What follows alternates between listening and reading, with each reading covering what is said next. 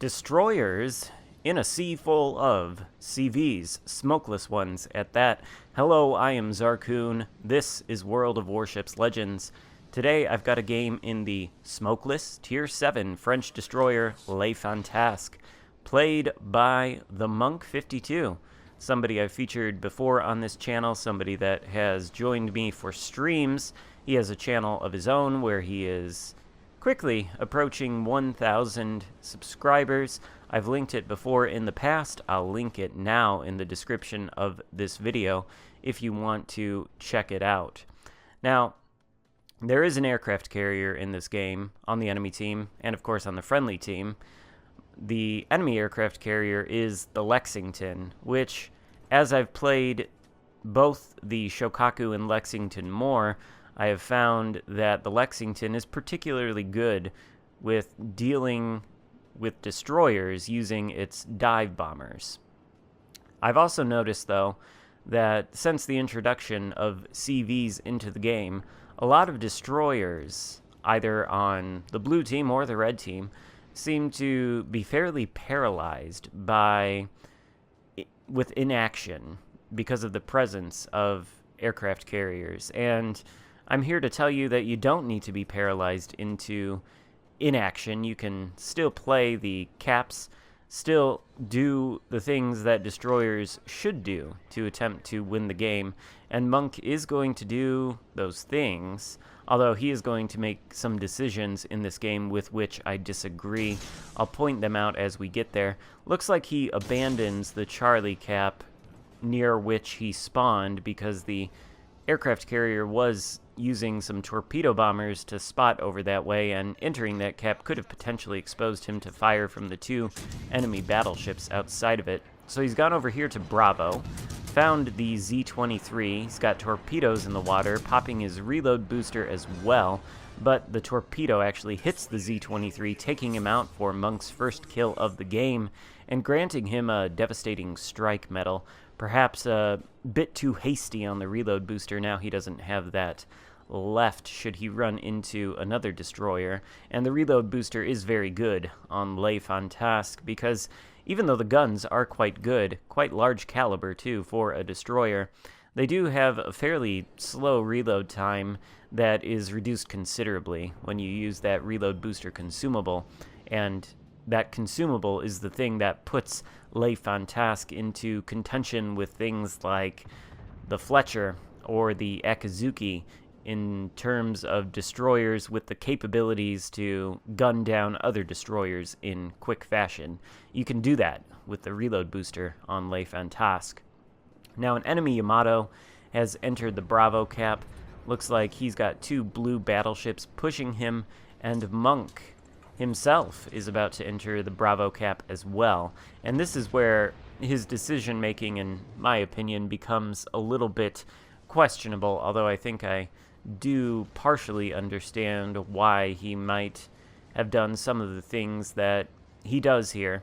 He's inside of this Bravo cap. The Yamato is not. The Yamato has two friendly battleships shooting at him, and, you know, he's not contesting the cap, so I don't see any reason, really, for Monk to pop out here from behind the cover of the island and try to torpedo the Yamato. I have always advocated not suicide torping battleships, particularly ones on low health like the Yamato, because, I mean, just take a look at the trade Monk is about to make here. He launches torpedoes at the Yamato. He is on full health right now, but he gets taken down from 18.5k to 10.8k, losing nearly 8,000 hit points, actually about 10,000 hit points, taking a shot there from some ship off to the right. He does manage to sink the Yamato, and he is spotted from the air once again by planes. That may be why he pushed out against the Yamato in the first place, because when he was behind that island, he was also spotted by planes, and these three ships over here could have shot him. Now, he does assist in securing the Bravo capture circle, and he's headed north right now. We can see that the enemy carrier's planes appear to be emanating from this location on the map. And once again, Monk is spotted by dive bombers, this time 8 kilometers away from an enemy Alaska and 2 other battleships, which is not good. Now, carriers, of course, the biggest threat they pose to destroyers is this right here. These dive bombers, they did try to drop Monk, but missed. Still, they're keeping him spotted for this Alaska, which is taking advantage of it.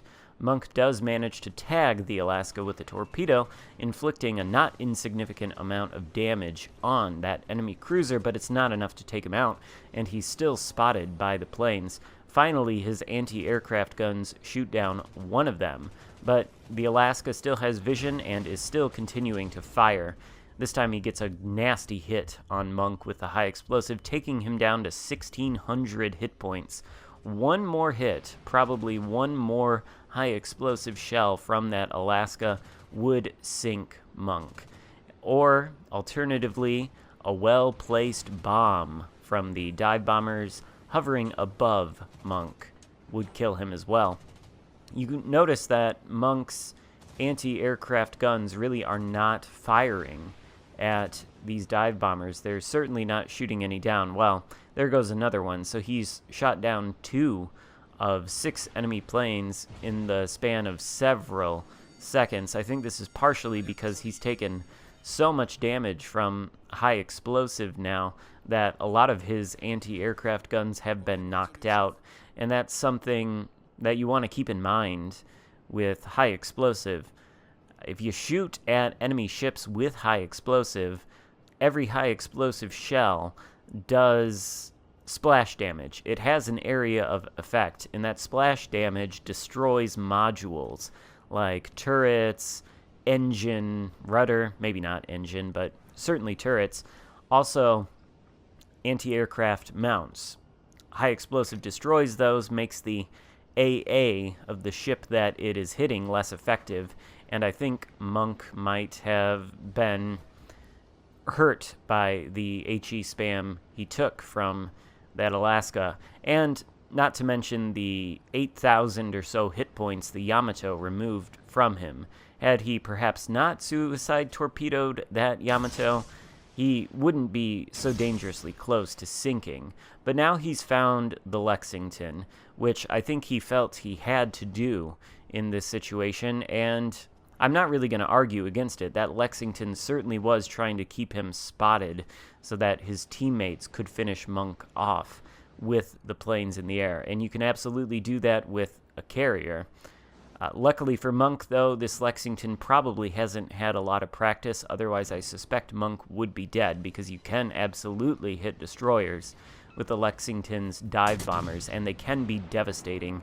In fact, I dev-struck a Udachi with the Lexington's dive bombers a while ago.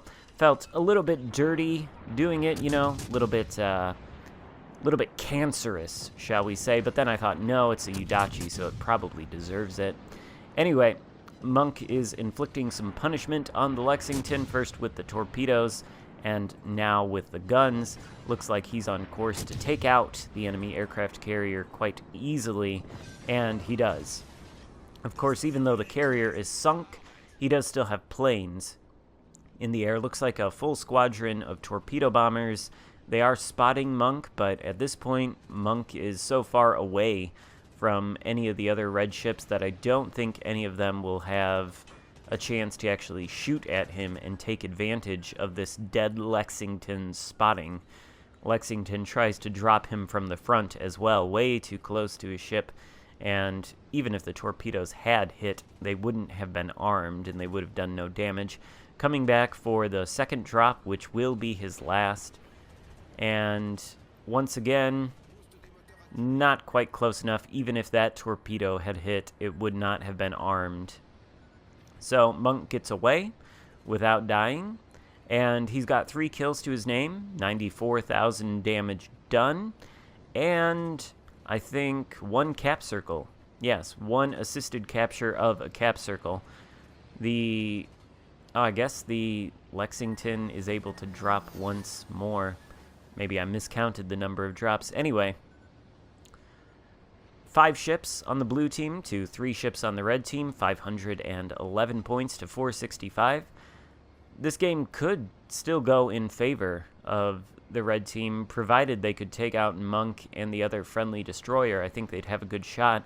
They did just flip Bravo, and because now they hold 2 cap circles and are gaining more points, they theoretically could overtake the blue team on points, but not when the friendly Yamato sinks 1 of the 3 remaining enemy ships.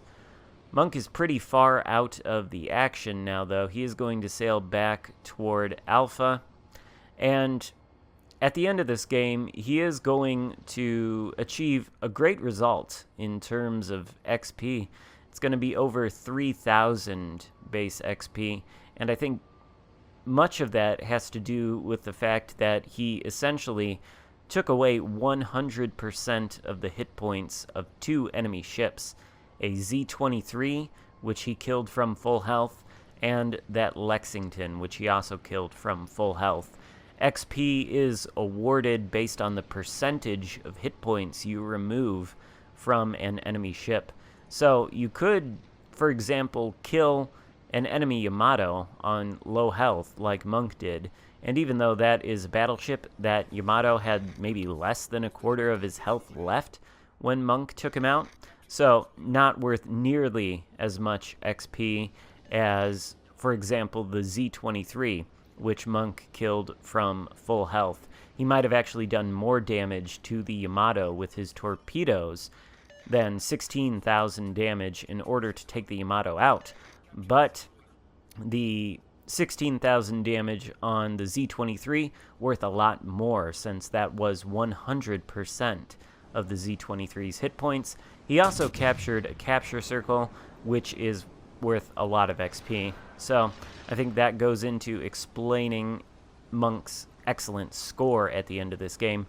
Although I think, disagree with his decision to rush the Yamato. It worked out well for him, but he lost a lot of hit points in the process, and that Alaska easily could have killed him with the aircraft carrier spotting him, but he didn't, and so things worked out all right.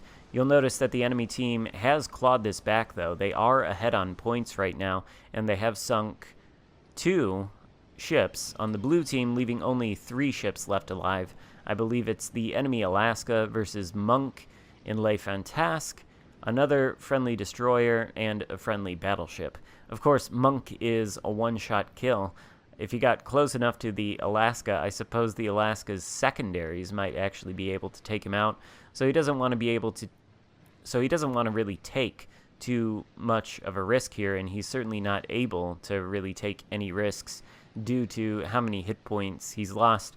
Trading hit points in a destroyer is, I guess you could look at it as trading away your ability to take further risks. Each risk you take has the risk that you're going to lose hit points, and if you lose hit points, it limits the amounts of risk you can take as the battle goes on.